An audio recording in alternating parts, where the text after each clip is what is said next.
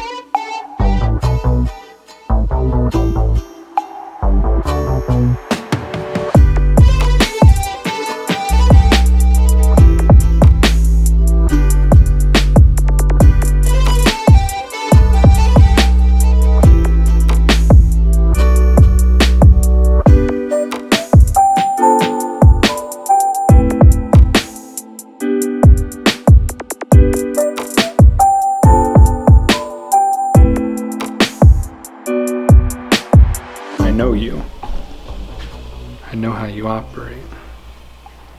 Alright guys, so we got the fender off. Mostly to Miss Bird's work. We also, that last part you saw is us drilling out the rivets. For some reason they thought it'd be a great idea to rivet everything onto the Sportster fender as opposed to bolts. Worst design. That's going to be it for today, but for you guys, it's just on to day 2. And we're back in the garage. Got Miss Bird with us right here, and we got the parts right there. I don't even remember where we left off. I hope this video at least has some sort of continuity to it, but we got the parts back and we're ready to wrap. I was gonna bring the table out here, but instead I just put the lift up, put the towel down, and then the bike we'll put up here after the bike is done. Also, I forgot to get those bolts today, so. Well, this week has been one of those that's just been completely stupid the whole time. So yeah, we probably won't have fender bolts unless I miraculously have them in a bin somewhere and I can find them. But if not, we'll just have to cut another time. Cut. All right, you ready to wrap? All right, ready?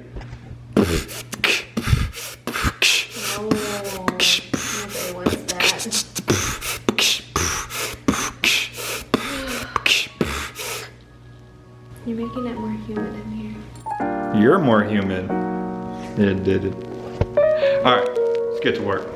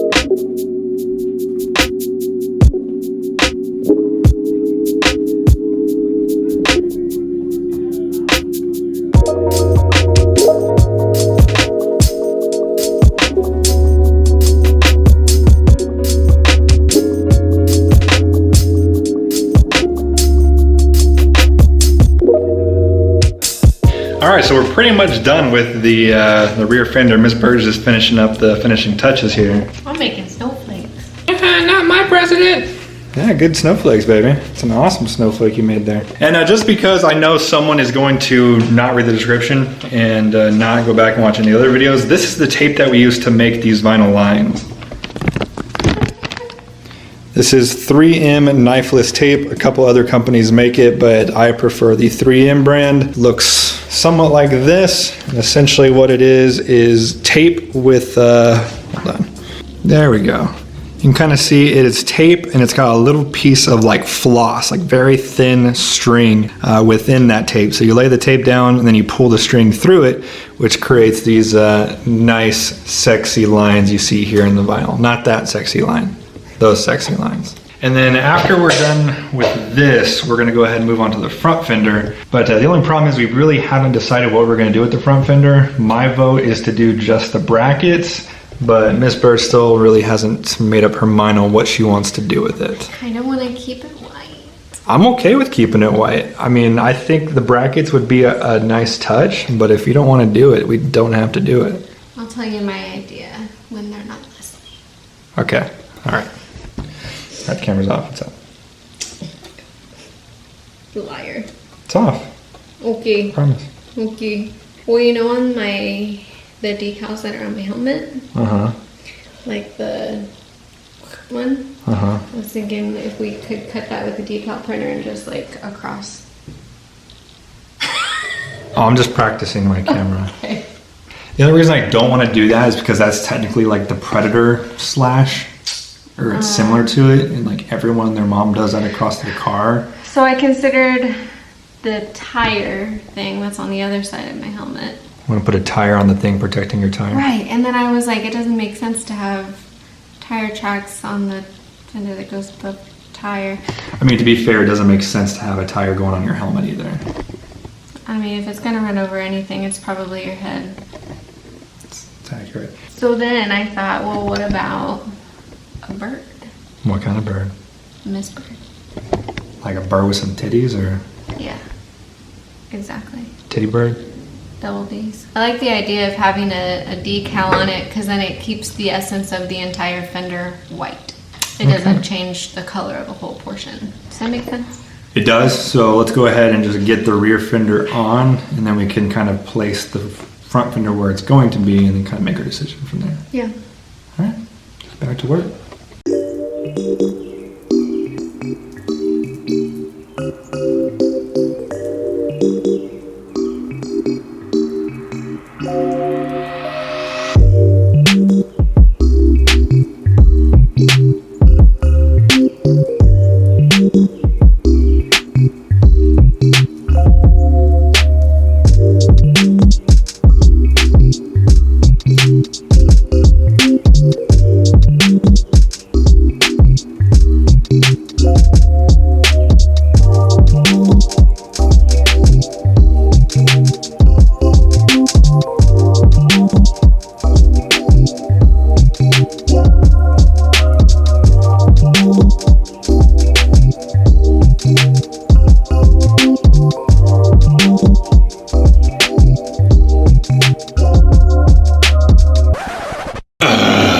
So we're back for another day. This is probably the longest build series on episode, considering start to finish dates. Probably not lengthwise on the YouTubes here, but let me kind of walk you through kind of some issues that we had last night. The strut bolts, obviously, that is not the correct bolt. We found out that both the nut and the bolt last night were just really messed up. I tried the tap and die.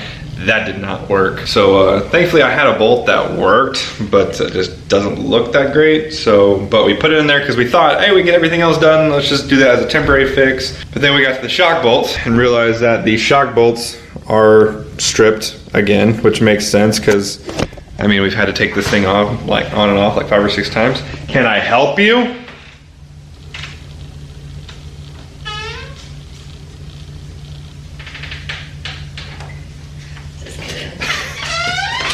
But then so the shock bolts are stripped. I meant to get those prior to the build, but I didn't. I also meant to get the fender bolts prior to the build. I actually found 3 out of the 4 bolts for the fender, but I found 0 of the nuts for those bolts. So we're gonna head out to Harley right now. I almost said Harley Davidson, of course, to get some of those bolts and pieces, and then hopefully be able to wrap this bike up today. Are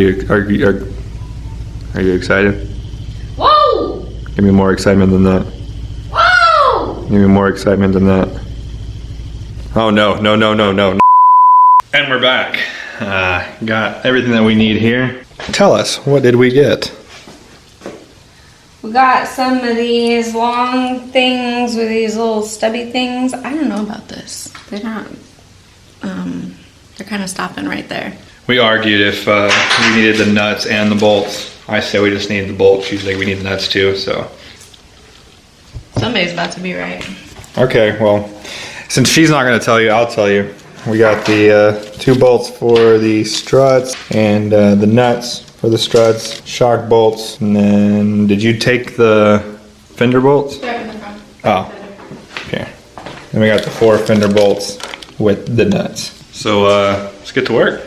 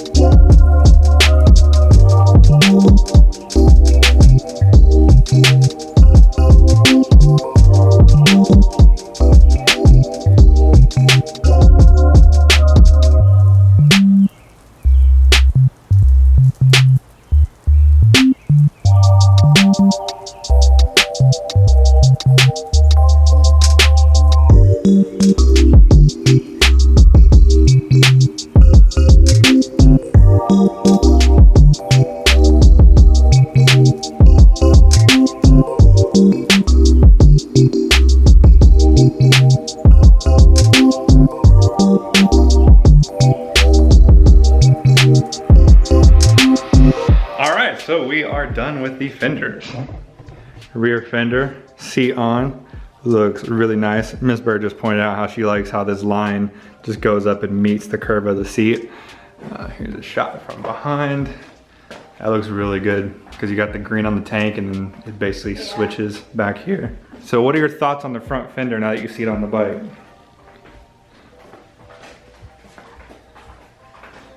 Are you thinking you should have gone with my plan? With the green on the side? Yeah. No, it is a lot of, okay, so if you're looking at it from here, you've got like the green and the white and then like a lot of green and a lot of white. So I kind of like the contrast, but I still think that it needs some sort of decal to break it up. Yeah, it needs something for sure, yeah. But we'll figure it out. So now that's all that's left to do is to get the signal light inserts from Rayburger Industries into the housing. So let's get to work.